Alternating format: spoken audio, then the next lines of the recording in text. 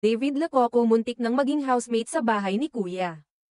Hindi alam ng nakararami, ngunit muntik na palang maging isa sa mga opisyal na celebrity housemate si David Lococo para sa edisyon ng Pinoy Big Brother, Celeb Collab. Gayunpaman, sa hindi pa tinukoy na kadahilanan, nauwi lamang ito sa isang panandaliang pagbisita sa loob ng bahay ni Kuya bilang house guest. Sa isang Instagram post na ibinahagi ng kapuso actor, emosyonal niyang binalikan ang kanyang naging koneksyon sa isa sa pinakasikat na reality show sa bansa. Kalakip ng post ay isang throwback photo kung saan makikita siyang nakatayo sa labas ng PBB house, may suot na name tag, habang nakapila para sa audition noong 2015. Hindi raw niya inakalang makakabalik siya sa nasabing lugar pagkalipas ng ilang taon, ngunit sa mas kakaibang paraan. Ayon kay David, taong 2015 pa lamang ay sumubok na siyang makapasok sa PBB bilang regular housemate. Nagpakita siya sa mga open auditions, tulad ng libu-libong umaasang kabataan noon. Bagamat hindi siya nakapasok sa regular season, patuloy siyang nagtrabaho sa showbiz hanggang sa tuluyang makilala sa mga teleserye at pelikula. Kaya naman, para sa kanya, ang pagbabalik sa bahay ni Kuya, kahit house guest lamang, ay isang full circle moment na hindi niya malilimutan. Grabe, parang kailan lang yung pumila ako para sa auditions noong 2015.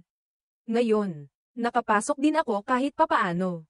Hindi man ako naging opisyal na housemate, house guest naman. Still surreal, pahayag ni David sa caption ng kanyang IG post. Ibinahagi rin ng aktor na mainit ang naging pagtanggap sa kanya ng mga kasalukuyang housemates.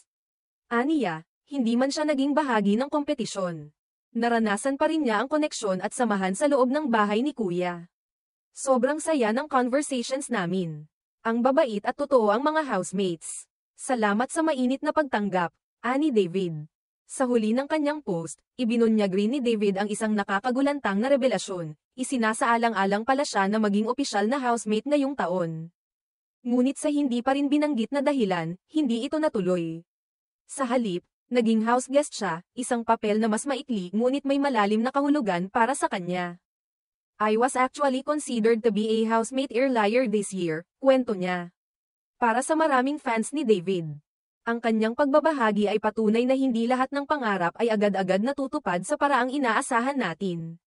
Minsan, ang mga daan ay paikot-ikot, ngunit darating pa rin tayo sa destinasyon. Ang mahalaga ay ang patuloy na pagsisikap at ang bukas na puso sa anumang oportunidad, malaki man o maliit. Ngayon na isa na siyang kilalang aktor. Nakikita ng marami kung paano nagbunga ang kanyang determinasyon at tiyaga. Hindi man siya nakapasok noon bilang housemate. Nabigyan pa rin siya ng pagkakataong maranasan ang loob ng bahay ni Kuya, at higit sa lahat, napatunayan niyang minsan.